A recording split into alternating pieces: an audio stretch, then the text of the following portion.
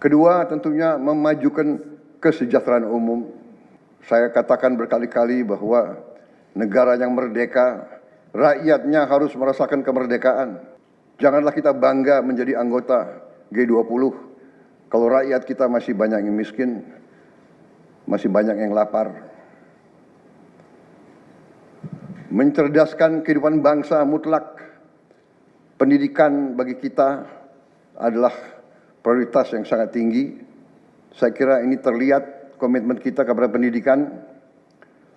Kalau tidak salah, alokasi kita dalam anggaran 2025 untuk pendidikan salah satu tertinggi, Pak.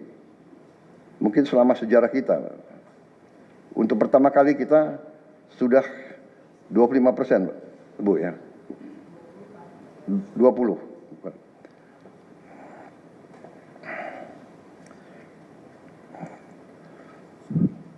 Jadi masalah pendidikan sangat utama. Ya tentunya tujuan nasional keempat kita juga hadir dalam pergolakan ataupun interaksi dunia, di mana kita harus selalu membela kemerdekaan bangsa-bangsa.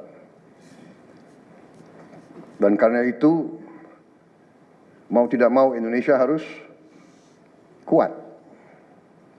Download Tribun X sekarang, menghadirkan lokal menjadi Indonesia.